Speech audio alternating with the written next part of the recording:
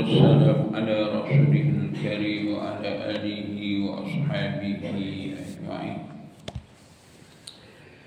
أعوذ بالله من الشيطان الرجيم.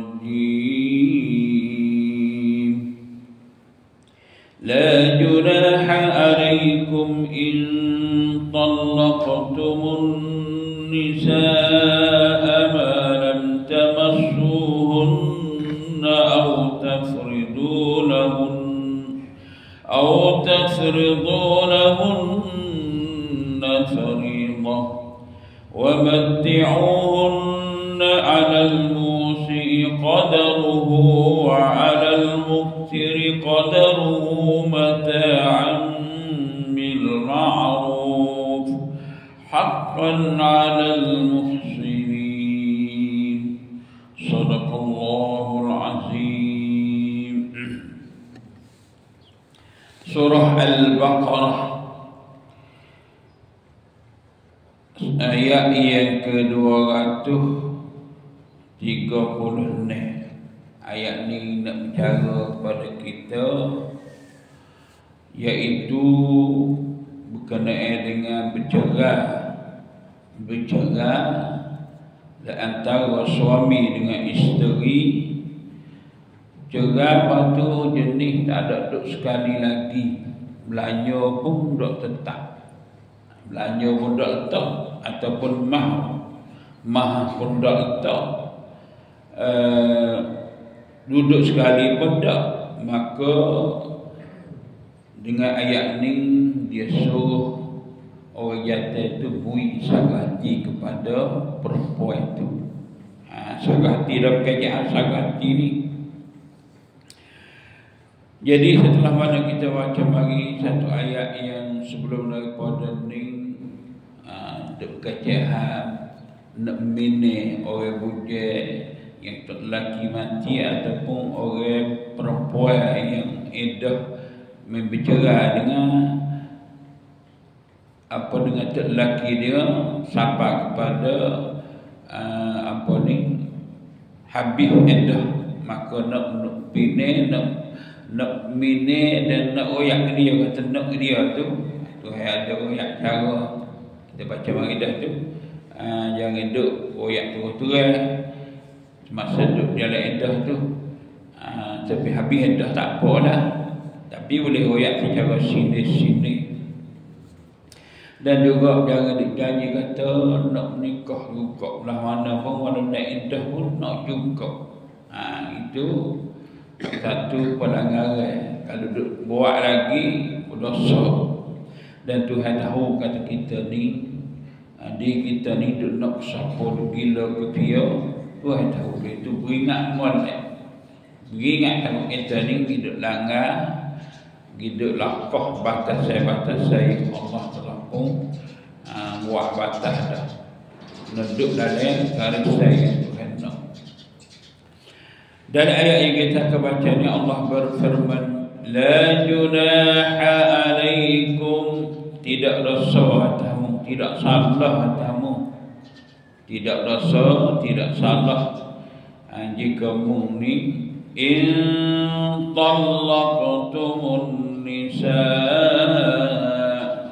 jika kamu ni menceraikan isteri-isteri kamu. Kalau mu ni cerai binimu, tak berdosa lah kalau mu tak beri mas kahwin dia pun, ataupun mu cerai dia tu mu tak ada duduk sekali dengan dia pun. Jadi tak apa, boleh harum hukum dia tu. Kalau yang harum mu cerai kamu tak duduk sekali dengan dia lagi, lepas tu mu tak ada kena bayar mas kahwin. Tak ada wajib tak bayar mas kahwin, kamu tak ada tak ada sekali dengan dia, tak ada tetap. Ada orang yang ada menikah ni jenis hak wasa sebut mas kahwin, dan jenis wasa tak sebut mas kahwin. Kalau kita akad nikah tu kan, biasa kalau rumah kita ni akad nikah, aku nikah mung ni dengan bulan dengan mas kahwin sebut lalu. Itu orang panggil mas kahwin belanja yang disebut dalam akad. Kalau tak sebut boleh ke tak? Tak sebut tak apa, sah menikah. Katanya misalnya ayah hak tina kata kepada ayah teh Muhammad, aku menikah mu ni dengan anakku hak nama Zainab. Muhammad kata aku terima nikah. Tu sudah dah tu. Perkahwinan itu adalah sudah sah. Padu mas kahwin tak ada sebut, hak tak ada sebut dalam mas kahwin itulah. Ni nak cara ni hak tak ada sebut dalam mas kahwin. Dalam akad nikah tu, kalau dia duduk sekali, yang teh kena wui juga. Sekali pun dia tak sebut, dia kena wui mana kena wui. Ulama wui sebut yang akad teh, dia panggil mas kahwin masin. Mas kahwin masin mana belanja hak serupa. Hak tina ni biasa menikah lagi dulu, adik-beradik dia. Adik-beradik dia dulu menikah mas kahwin 10. Maka dia pun kena 10. Adik-beradik dia tak ada lagi yang menikah. Tapi mak dara dia ada menikah dah, dulu menikah 20. Belanja 20. Maka dia kena 20 kerana mas kahwin tak nak sebut dalam akad nikah. Hukumnya orang kata boleh, harus buat macam tu. Kalau nak sebut hak tu molek. Kita dah buat ini sebut kerana takut jadi masalah di belakang. Lepas tu kalau dah menikah dah tak sebut mas kahwin dalam akad nikah, tak sebut. Lepas tu menikah sebentar. Nikah sebentar hari lah. Tak ada duduk sekali lagi. Tu ayat ni cara tu ni.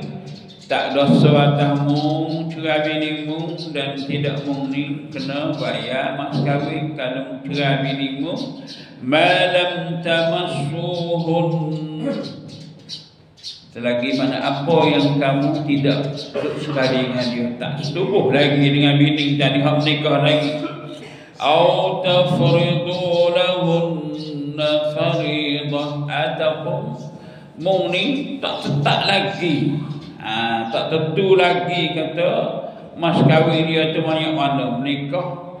Lepas tu tak ada duduk sekali, mas kahwin pun tak ada sebut dalam akad nikah. Lepas tu bercerai. Mana buat lagu mana bercerai ni? Bercerai nak wih tak kena mas kahwin. Pada asalnya tak ada kena dah wih lah mas kahwin ni.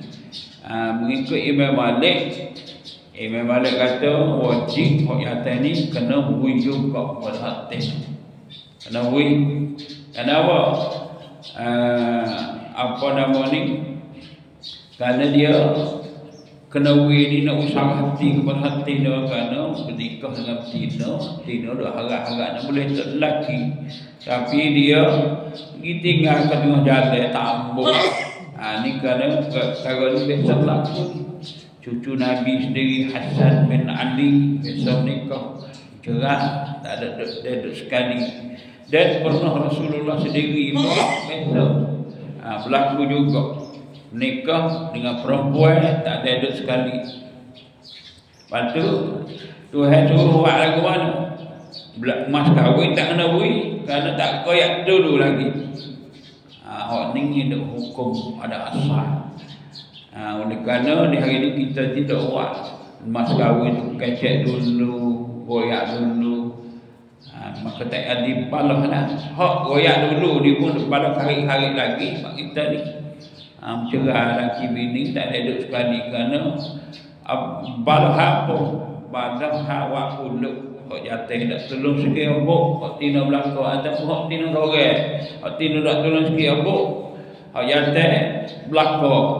Dalam hal buat mas apa ni nikah, majlis nikah, bercerai tak ada duduk sekali.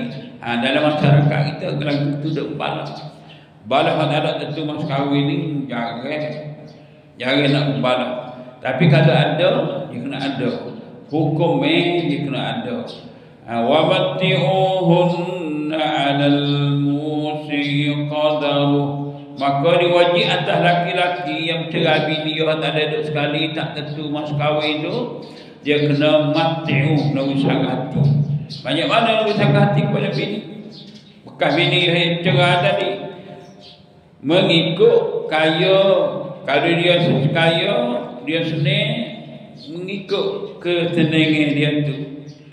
Wa 'alal muqtiri qadaruhu, dan di atas orang yang susah mengikut keadaan. Sehingga ulama-ulama dua bahasa banyak mana pada ni. Dalam mazhab kita Syafi'i ni dia ada kaum jadi, kaum qadim. Kalau kaum jadi ni wi 3 lah baju tak pada kain baju wi 3 lah. Kaum qadim ni wi duit. Wi duit banyak mana tak ingat. Wi duit bui supaya nak basuh hati orang betina yang dia menikah tak ada duduk sekali dengan dia tu. Nak tak serius dia kecewa, sakit hati. Kata nak kaku, lepas tu tinggal lagi gerak. Semua tu Tuhan kata mata'an bil ma'ruf, sebagai jaga hati dengan yang baik. Bukan wi tu nak murih dah. Walaupun dia nak royak orang Islam ni, agama Islam ni, walaupun dalam hal nikah kahwin cerah untuk siwi jadi balah. Kalau tinggal lagi lagu tu balah, keluarga ni balah dengan keluarga tu. Jadi kalau bercerah dah pun ada sakit hati orang nak murih sikit-sikit tu, rasa boleh maaf. Sebab tu di dalam hukum nak mine, nak royak orang-orang yang lelaki mati ni, kita baca lepas pada pagi, 2 pagi sehari tu, dia tak bagi kita royak. Kata kita nak pada dia hati nak lelaki mati, jaga puasa tak sewi keluarga hak yatim. Kata Allah lapan lelaki dah, lelaki mati tak ada siapa, ni tak nak kubur, tak ada kering lagi, gelenyap dah nak lelaki. Tu nak jaga puasa itu supaya tu orang tu nak kena duduk lama 4 bulan 10 hari. Keluarga hak yatim boleh tengok kata ni bini yang setia, bini yang rasa nak duduk walaupun untuk lelaki dia tak ada dah, nak duduk dengan keluarga tu. Lepas pada tu tak apalah, kerana perasaan manusia ni dia akan hilang pahala tu. Dengan tu dalam hujung ayat ni Tuhan kata haqqan 'alal muhsinin. Itu adalah ketetapan bagi orang-orang yang berbuat nak jadi baik. Kalau nak orang ni nak baik, kena duk buat macam ni. Kalau nak balah tak buat. Tidak. Kalau nak jadi baik, keluarga ni, puak kita dengan puak demo ni nak kekal hidup baik semua, tak saya hidup masa muka. Tapi dah semua tak ada buat belah mana. Kita menikah dah, belanja tak ada, tak letak. Maka kita nak uwilah, uwilah mengikut kemampuan hak yatim tu. Mudah-mudahan ayat yang kita baca ni sama-sama kita boleh faham bahawa dalam Islam ada lagi hukum yang berkaitan nikah kahwin, cerah tanggal dalam rumah tangga ni. Jenis wasa tak ada royak, mas kahwin hak yatim wajib kena kepada perempuan sikit banyak mengikut kemampuan dia. Itulah hukum Allah supaya kita hidup sentosa seni, tak balah dan tak bertekan di antara sama kita. Selamat kita dunia dan selamat kita akhirat. Subhanallah wa bihamdihi, subhanakallah wa bihamdiha, asyhadu an la ilaha illa anta astaghfiruka wa atubu ilaik.